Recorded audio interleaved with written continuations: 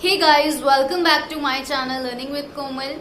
तो गाइस, जैसा कि मैंने अपनी कम्युनिटी पे पोस्ट डाला था कि हम UGC net classes lectures on paper 1 हम स्टार्ट करने जा रहे हैं। जैसे कि हम जानते ही हैं कि लेक्चरर बनने के लिए हमें सबसे पहले यूजीसी नेट जेआरएफ क्रैक करना होता है। यूजीसी नेट और या फिर जेआरएफ, है ना। तो ज्यादातर स्टूडेंट्स, मोस्टली स्टूडेंट्स यही चाहते हैं कि हमारा जो है जेआरएफ ही क्रैक हो। आई होप आपको पता होगा इन दोनों के बीच का डिफरेंस क्या होता है। नेट, सिर्फ नेट क्लियर होना और एक जेआरएफ क्लियर होना, इनमें डिफरेंस यही होता है कि जेआरएफ जो है वो ज्यादा जिनकी मार्क्स आते हैं, ज्यादा जिनकी कट ऑफ में मार्क्स आते हैं, वो उनका जेआरएफ भी क्रैक हो जाता है। और जेआरएफ का मतलब होता है कि जैसे कि आपको जूनियर रिसर्च फेलोशिप करनी होती है और पीएचडी आप कर सकते हो, साथ में गवर्नमेंट आपको स्टाइपेंड भी देती है। साथ में जब आपका जेआरएफ क्रैक हो जाता है और आपका पीएचडी में एडमिशन भी हो जाता है गवर्नमेंट कॉलेज में, तो गवर्नमेंट की तरफ से आपको स्टाइपेंड भी मिलता है। तो इससे क्या होता है, आप पढ़ भी पाते हो और अर्निंग भी आपकी होती रहती है, स्कॉलरशिप मिलती है आपको गवर्नमेंट की तरफ से। तो हम यही चाहते हैं कि हमारा जेआरएफ ही क्रैक हो ताकि हम आगे पीएचडी भी कर सके और साथ के साथ हमारी जो है फाइनेंशियली भी हमारी हेल्प होती रहे। और अगर आप हमारा नेट क्लियर हो जाता है तो वो भी ठीक है ना। तो अब मैं आपको बता दूं कि टीचिंग एप्टीट्यूड हम सबसे पहले शुरू करेंगे। जैसे कि आप जानते होंगे पेपर 1 में 10 यूनिट्स आती हैं, जिसमें टीचिंग एप्टीट्यूड होता है, आपका रिसर्च एप्टीट्यूड होता है और ऐसी कम्युनिकेशन होता है, हायर सेकेंडरी, मतलब ऐसे 10 यूनिट्स, 10 चैप्टर्स हैं, ठीक है, 10 यूनिट्स हैं। तो हम सबसे पहले बात करेंगे टीचिंग एप्टीट्यूड की, क्योंकि ये फर्स्ट यूनिट है हमारे सिलेबस की, पेपर 1 की। तो आज की वीडियो में हम टीचिंग एप्टीट्यूड के बारे में पढ़ेंगे। कंसेप्ट ऑफ टीचिंग आज हम कंप्लीट करेंगे, हम मॉडल्स ऑफ टीचिंग करेंगे और साथ ही साथ मैं आपको क्वेश्चंस भी दूंगी पढ़ाने के बाद। देखते हैं कि आपने कितना समझा, कितना पढ़ा और उसके बाद आप कितने क्वेश्चंस के आंसर्स कर पा रहे हैं। और आपको चैनल को सब्सक्राइब जरूर करे रखना है, बेल आइकन जरूर प्रेस करना है, क्योंकि upcoming videos UGC net paper 1 पर ही होंगे सारे लेक्चर्स। तो हम चाहते हैं कि हम जल्दी से जल्दी उसको कवर कराएं और फिर पेपर 2 की भी तैयारी करनी है, क्योंकि पेपर 1 इसलिए जल्दी से हमें कंप्लीट करना है। साथ के साथ मैं आपको क्वेश्चंस भी कराऊंगी। और वीडियो को स्टार्ट करने से पहले आप चैनल को सब्सक्राइब जरूर कर लीजिएगा, बेल आइकन जरूर प्रेस कर लीजिएगा, शेयर जरूर करिए अपने फेलोज को, अपने फ्रेंड्स को जो भी यूजीसी नेट पेपर की तैयारी कर रहे हैं। अब हम स्टार्ट करते हैं। सबसे पहले मैं आपको बता दूं कि मैं कौन सी बुक यूज कर रही हूँ। तो बुक मैं यूज कर रही हूँ केवीएस मदान की। मैं आपको शो कर देती हूँ, ये बुक है, दिस इज द बुक। और ये केवीएस मदान, उल्टा दिख रहा है स्क्रीन पर केवीएस मदान की बुक यूज कर रही हूँ। इसमें से मैंने नोट्स बनाए हैं और मतलब इसमें से ही आपको समझाऊंगी सारा, ठीक है। और मैं आपको बता दूं कि मैं नेट से भी अच्छा कंटेंट निकालूंगी, जो यहाँ पे नहीं मुझे मिलेगा तो मैं नेट से भी निकालूंगी। तो आपको जो है चैनल की वीडियोस, हर वीडियो वॉच करनी है, ठीक है। और चलिए फिर स्टार्ट करते हैं। सबसे पहले बात करेंगे कंसेप्ट ऑफ टीचिंग की।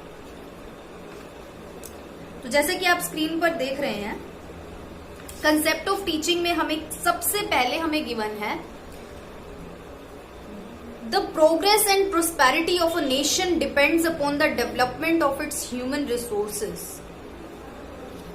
किसी भी नेशन की प्रोग्रेस या किसी भी नेशन की प्रोस्पेरिटी किस पर डिपेंड करती है? उसके ह्यूमन रिसोर्सेज पर डिपेंड करती है कि ह्यूमन रिसोर्सेज का डेवलपमेंट होना बहुत जरूरी है। तभी एक देश, एक जो नेशन है, वो तरक्की कर पाएगा, प्रगति की राह पर चल पाएगा और उस देश में समृद्धि आएगी। ह्यूमन रिसोर्सेज का मतलब ये होता है कि जैसे कि हम लोग किसी भी ऑर्गेनाइजेशन में जाकर काम करेंगे, तो हम जो हैं कॉम्पिटेंट होने चाहिए, हम कैपेबल होने चाहिए, हमारे अंदर सारी क्षमताएं होनी चाहिए, ताकि हम आने वाली जो भी जनरेशन है उनको अच्छी शिक्षा दे सके, उनको लायक बना सके।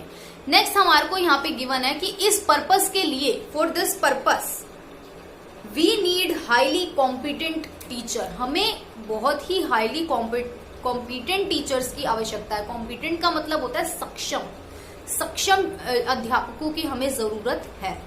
नेक्स्ट हमारा आता है कि teaching aptitude is all about evaluating candidates who want to enter teaching profession on the basis of their knowledge and skill। यहाँ पे हमसे बोला गया है कि टीचिंग एप्टीट्यूड किसके बारे में है? कैंडिडेट्स को इवेल्युएट करना, कैंडिडेट्स को का मूल्यांकन करना कि उनमें कितनी क्षमता है जो कि टीचिंग प्रोफेशन में एंटर करना चाहते हैं। जैसे कि हम लोग क्या है, टीचिंग प्रोफेशन में एंटर करना चाहते हैं अपने नॉलेज के बेस पे, अपनी स्किल्स के बेस पे। नेक्स्ट आता है कि it refers to basic qualities required to become a successful teacher. कि टीचिंग एप्टीट्यूड क्या है, आपका एक टेस्ट लिया जाएगा। ये एक बेसिक क्वालिटी जो है होती है कि आपको अगर एक सक्सेसफुल टीचर बनना है तो आपके अंदर बेसिक क्वालिटीज होना जरूरी है। दिस इंक्लूड, अब वो बेसिक क्वालिटीज क्या क्या होती है? वो बेसिक क्वालिटीज होती है क्वालिफिकेशन आपकी, intelligence, attitude and many other qualities expected from a person who wants to become a successful teacher. जो भी ये क्वालिटीज जो है वो देखी जाती हैं अगर आपको सक्सेसफुल टीचर बनना है तो। नाउ अब हमारा आता है teaching can be defined in the following veg. अब आप टीचिंग को कैसे डिफाइन कर सकते हो? सबसे पहले हमारे को गिवन है teaching is the purposeful direction and management of the learning process. अब यहाँ पे हमसे बोला गया है कि जो टीचिंग है वो एक पर्पसफुल डायरेक्शन है। पर्पसफुल डायरेक्शन का क्या मतलब होता है कि हम टीचिंग कर रहे हैं, क्या हम बिना किसी पर्पस के टीचिंग कर रहे हैं? हमारा पर्पस क्या होना चाहिए? हमारा एक पर्पसफुल डायरेक्शन क्या है कि हमें जिनको हम टीच कर रहे हैं उनके अंदर नॉलेज लाना, मतलब उनको कैपेबल बनाना, एक हमारा पर्पस है उस टीचिंग करने का, है ना। और नेक्स्ट हमारे को ये बोला गया है कि मैनेजमेंट करना। मैनेजमेंट का यहाँ पे ये मतलब होता है कि जैसे कि हम जो है हर चीज को मैनेज करके चलते हैं, है ना। ये तो नहीं कि कुछ भी पढ़ा दिया बच्चों को, हम करिकुलम बनाते हैं, सब चीज मैनेज करके चलते हैं और स्टेप बाय स्टेप हर एक लेसन कराते हैं। ये तो नहीं है कि हमने बुक उठाई और हम सीधा लास्ट लेसन पे पहुंच गए बुक के, ऐसा तो नहीं होगा। हम मैनेज करके चलेंगे ना हर चीजों को। हम करिकुलम बनाएंगे, उसमें हम सेट करके चलेंगे कि हाँ हमें इतने टाइम तक इतना सिलेबस कवर कराना है, इतने टाइम तक इतना सिलेबस कवर कराना है। तो यहाँ पे हमें यही बोला गया कि ये टीचिंग जो है वो क्या है, एक पर्पसफुल डायरेक्शन है और क्या है, मैनेजमेंट यहाँ पे बहुत जरूरी है। नेक्स्ट हमारा आता है teaching is a planned activity. Teaching is a planned activity and effective teaching depends on the following factors. यहाँ पे हमसे बोला गया है कि टीचिंग जो है वो एक प्लान्ड एक्टिविटी है। जैसा कि मैंने आपको पहले डिस्क्राइब करा कि हम प्लान बना के चलते हैं कि हमें कैसे अपने स्टूडेंट्स को पढ़ाना है, किस तरीके से पढ़ाना है, हर चीज को हम डिसाइड करके चलते हैं, प्लान करके चलते हैं। और यहाँ पे हमें कुछ फैक्टर्स दिए गए हैं, वो क्या है जिससे कि हमारी टीचिंग इफेक्टिव हो सके। उसमें हमें गिवन है कि how clearly the students understand what they are expected to learn. यहाँ पे हमसे बोला गया है कि कितना क्लियरली स्टूडेंट को समझ आ रहा है, कितना क्लियरली, कितना स्पष्ट वो समझ पा रहे हैं जो भी वो सीखने का एक्सपेक्ट कर रहे हैं। इससे हमें ये पता चलता है how accurately there learning can be measured, कि कैसे आप उनकी लर्निंग को एक्यूरेटली मेजर कर सकते हो कि भाई कैसे हम जो पढ़ा रहे हैं क्या वो सामने वाले लर्नर को समझ आ भी रहा है या नहीं आ रहा। तो इन दोनों पर इफेक्टिव टीचिंग डिपेंड करती है, इन दोनों फैक्टर्स पर डिपेंड करती है। नेक्स्ट आता है हमारा teaching is an activity that influences a child to learn and acquire desired knowledge and skills and also their desired ways of living in the society.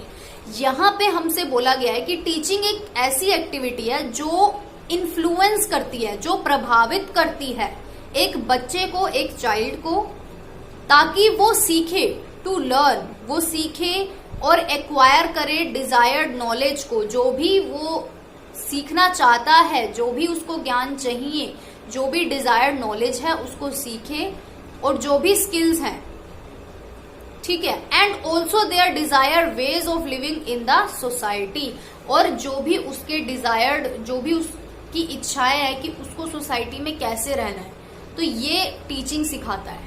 Teaching एक ऐसी एक्टिविटी है जो एक बच्चे को सब कुछ सिखाती है, सब कुछ, जैसे कि आपको सोसाइटी में कैसा रहना चाहिए, क्या तौर तरीका है सोसाइटी में रहने का, साथ ही साथ आपको नॉलेज देना, तो ये एक तरीके से ऐसी एक्टिविटीज है।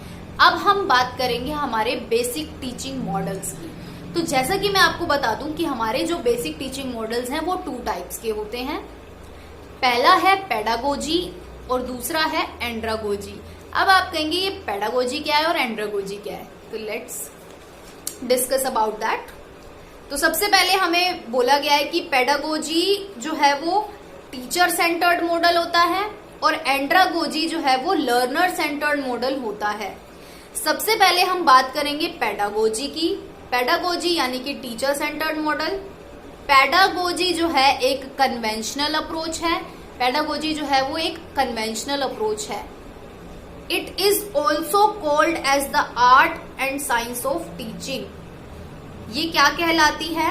Art and science of teaching कहलाती है। टीचर क्या एज्यूम करते हैं कि भाई टीचर ये एज्यूम करके चलते हैं कि उनका जो रोल है वो प्राइमरी रहेगा।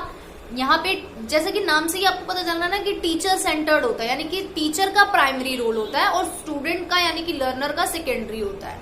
यहाँ पर पेडागोजी में हमें याद रखना है ये। तो यहाँ पे बोला गया है कि role in deciding the main aspect of teaching. यहाँ पे कौन डिसाइड करता है कि हमें क्या सीखना है? यहाँ पे टीचर डिसाइड करता है। पेडागोजी में टीचर डिसाइड करता है कि स्टूडेंट क्या सीखेगा। ठीक है, नाउ अब हमारा आता है कि फ्रेडरिच हार्बर्ट ने क्या बोला है in his work universal pedagogy 1906 में, advocated 5 formal steps in teaching. तो फ्रेडरिच हार्बर्ट ने 5 फॉर्मल स्टेप्स के बारे में बताया है हमें कि टीचिंग के 5 फॉर्मल स्टेप्स होते हैं। अब हम उन 5 स्टेप्स को अच्छे से डिस्कस करेंगे कि वो 5 स्टेप्स कौन से होते हैं, क्योंकि ये भी हमारा एग्जाम में क्वेश्चन आ सकता है। Let's discuss about that. तो नंबर 1 आता है हमारा प्रिपरेशन। प्रिपरेशन में हमें क्या गिवन है कि linking new material to relevant existing ideas और मेमोरीज, कि हम लिंक करके चल रहे हैं नए मटेरियल को टू रेलेवेंट एग्जिस्टिंग आइडियाज को। अब आप इस प्रिपरेशन में हमारे को ये गिवन है कि आप कैसे नई चीजें लिंक करोगे, नया मटेरियल लिंक करोगे एग्जिस्टिंग नॉलेज के साथ। जैसे कि हमारे अंदर, बच्चे के अंदर या लर्नर के अंदर जो है पहले से ही कुछ एग्जिस्टिंग नॉलेज होती है, फिर हम कुछ नया सीखते हैं। ठीक है, तो न्यू मटेरियल को लिंक करना एग्जिस्टिंग नॉलेज के साथ, ये क्या कहलाता है? प्रिपरेशन कहलाता है। नेक्स्ट आता है प्रेजेंटेशन। प्रेजेंटेशन में हमें क्या गिवन है? Present the new lesson after taking into account the actual experience of concrete object. अब यहाँ पे हमें बोला गया है कि हमें न्यू लेसन को प्रेजेंट करना है after taking into account the actual experience of concrete object, कि हमने पहले किसी चीज का एक्सपीरियंस कर लिया है, हमने पहले किसी चीज को एक्सपीरियंस कर लिया है, हमने पहले किसी चीज का अनुभव पहले से ही कर लिया है। अब हम क्या कर रहे हैं? अब हम उसको प्रेजेंट कर रहे हैं। यहाँ पे प्रेजेंटेशन में हमें ये बताया गया है। नेक्स्ट आता है हमारा association. Association, comparison of the new idea with existing idea with an objective to implant new ideas in the mind of learner. तो एसोसिएशन में हमें गिवन है कि जो भी हमने न्यू सीखा, जो भी हमने नया आइडिया, जो भी हमने नया नॉलेज ली, उसको हम एग्जिस्टिंग आइडियाज के साथ कंपैरिजन करके देखेंगे। और हम कंपैरिजन क्यों करेंगे? With an objective to implant new idea in the mind of learner. हम ताकि जो है नए नए आइडियाज जो है वो हम लर्नर के माइंड में इम्प्लांट कर सकें। तो ये एसोसिएशन होता है जिसमें आप क्या करते हो? कंपैरिजन करते हो न्यू आइडियाज को एग्जिस्टिंग नॉलेज के साथ, आप कंपेयर करके चलते हो। नेक्स्ट आता है हमारा जनरलाइजेशन। तो जनरलाइजेशन में हमें क्या गिवन है? To take learning beyond perception and experience to develop abstract ideas. तो जनरलाइजेशन में हमें गिवन है कि हम सीख रहे हैं beyond perception and experience to develop abstract ideas, कि अब हमने न्यू आइडिया भी सीख लिया, मतलब न्यू नॉलेज भी ले ली, हमने एग्जिस्टिंग नॉलेज के साथ उसको कंपैरिजन भी करके देख लिया, अब हम उससे भी बियॉन्ड जाएंगे, जनरलाइजेशन में हम उससे भी बियॉन्ड जाएंगे, और हम जो है अब एक्सपीरियंस की तो हमने कर लिया या जो भी है, हम उससे भी आगे जाएंगे ताकि जो है हमारे अब्स्ट्रैक्ट आइडियाज डेवलप हो सके। तो जनरलाइजेशन में ये एक आगे का स्टेप है जिसमें हम और भी आगे जाते हैं, मतलब लर्निंग के और एक्सपीरियंस के बियॉन्ड जाकर डेवलप करते हैं अपने एब्स्ट्रैक्ट आइडियाज को। नेक्स्ट पॉइंट आता है हमारा, next step, application. To make the newly acquired knowledge become an integral part of the life of the student. अब क्या करोगे आप, जब आपने सब कुछ लर्न कर लिया, जब आपने सब कुछ सीख लिया, तो अब आप उसको अपनी प्रैक्टिकल लाइफ में अप्लाई करने की कोशिश करोगे। तो एप्लीकेशन हमें यही समझा रहा है कि अब जो आपने ज्ञान सीखा, जो भी आपने ज्ञान लिया, अब वो आपकी एक लाइफ का इंटीग्रल पार्ट बन चुका है, अब आप उसको अपनी लाइफ में अप्लाई करोगे। ये हमारे 5 स्टेप्स थे। आई होप पेडागोजी क्लियर हो गया, और पेडागोजी अभी हम इनका कंफ्यूजन भी बताऊंगी, ठीक है। तो नेक्स्ट आता है हमारा एंड्रागोजी। अब एंड्रागोजी के बारे में हमें क्या गिवन है, एंड्रागोजी हमारा दूसरा बेसिक टीचिंग मॉडल है। एंड्रागोजी के बारे में पढ़ेंगे अब हम। The learner is mostly self directed. यहां पर क्या होता है कि लर्नर जो है वो सेल्फ डायरेक्टेड होता है, वो खुद को निर्देश देता है। लर्नर जो है वो सेल्फ डायरेक्टेड, जैसे कि हमने पेडागोजी में पढ़ा कि टीचर का प्राइमरी रोल होता है, टीचर ही डिसाइड करेगा कि लर्नर को क्या करना है। लेकिन यहाँ पे क्या होगा, लर्नर ही खुद सेल्फ डायरेक्टेड होता है। जैसे कि आपने खुद सोचा कि हाँ मुझे यूजीसी नेट प्रिपेयर करना चाहिए, तो आपका क्या हुआ, ये आपने सेल्फ अपने आप को डायरेक्ट करा कि हाँ मुझे यूजीसी नेट की प्रिपरेशन करनी है। तो इट इज लाइक दैट। तो he is mostly responsible for his own learning. अब आप रिस्पॉन्सिबल हो अपनी खुद की लर्निंग में। उसमें क्या था कि टीचर की रिस्पॉन्सिबिलिटी ज्यादा होती है, क्योंकि टीचर ही सब कुछ आपको सिखा रहा है ना, टीचर का प्राइमरी रोल, लेकिन यहाँ पे आपका प्राइमरी रोल है। Student not only receive knowledge but they interpret through discovery. मतलब कि स्टूडेंट्स जो है वो नॉलेज तो रिसीव करते ही हैं, साथ ही साथ आगे उसको और ज्यादा इंटरप्रेट करने की कोशिश करते हैं, डिस्कवरी, कुछ नया खोजने की कोशिश करते हैं एंड्रागोजी में। Student set the pace of their own learning. Students जो है अपना पेस, अपना जो गति है, अपना जो रास्ता है, वो खुद जो है डिसाइड करते हैं कि हमें ये सीखना है, हमें ये लर्न करना है एंड्रागोजी में। नेक्स्ट आता है एंड्रागोजी में हमारा पॉइंट कि self evaluation is also the characteristics of this approach. कि सेल्फ इवेल्युएशन भी इस अप्रोच को बोला जाता है कि आप खुद का मूल्यांकन कर रहे हो, खुद अपने आप को डायरेक्ट कर रहे हो, खुद ही सीख रहे हो, खुद ही रिस्पॉन्सिबल हो एंड्रागोजी में। नेक्स्ट आता है andragogical approach is also identified with adult learning. तो इसको हम क्या बोलेंगे, एंड्रागोजिकल अप्रोच को एडल्ट लर्निंग हम बोलेंगे, अडल्ट लर्निंग। अब हम एडल्ट है, we are preparing for UGC NET, so we are adult learners, alright. Next आता है, अब हम बात करेंगे कि इसके कंफ्यूजन की। अब हम बात करेंगे कि पेडागोजी जो है वो टीचर सेंटर्ड होता है, इसको आप स्कूल टीचिंग भी बोल सकते हो, जो जैसे कि आप स्कूल में पढ़ते हो। एंड्रागोजी जो है वो लर्नर सेंटर्ड होता है, जो इसको आप कॉलेज टीचिंग समझ सकते हो, क्योंकि कॉलेज में हम खुद ही सब कुछ लर्न करते हैं ना, खुद अपने आप को सेल्फ डायरेक्ट करते हैं। नाउ अब हम बात करेंगे हमारे कुछ क्वेश्चंस की। अब आपने काफी कुछ समझ लिया है, 3-4 क्वेश्चंस अब आपकी स्क्रीन पर हैं। तो नंबर 1 क्वेश्चन आपको आंसर करना है, कमेंट सेक्शन में मुझे आंसर करना है। Which of the following are the basic paradigms in classroom teaching. तो इनमें से कौन सा बेसिक पैराडिग्म है क्लासरूम टीचिंग में, लर्निंग पैराडिग्म, इंस्ट्रक्शनल पैराडिग्म, या बोथ ए एंड बी, या फिर there is no requirement of any such paradigm. अब आपको आंसर करना है और मुझे कमेंट सेक्शन में आंसर आप टाइप करके सेंड करेंगे। I will check your all answers, और जिसके आंसर सही होंगे मैं उसका कमेंट हाईलाइट करूंगी।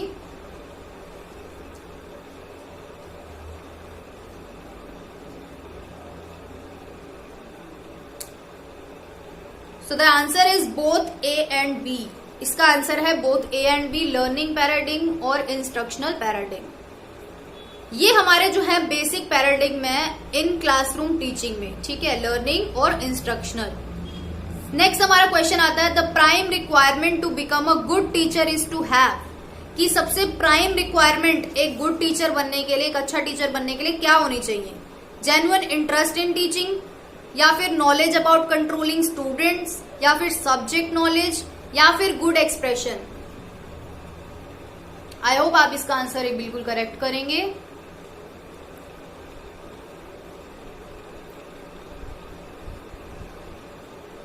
So the answer is subject knowledge, option C. Next आता है which of the following statement is are not true. इनमें से कौन सी स्टेटमेंट सही नहीं है? इनमें से कौन सी स्टेटमेंट सही नहीं है? Teaching is just an art, teachers can be trained only, teachers are born, या फिर ऑल ऑफ द अबव। हमें ये बताना है कि आर नॉट ट्रू, जो ट्रू नहीं है हमें वो बताना है।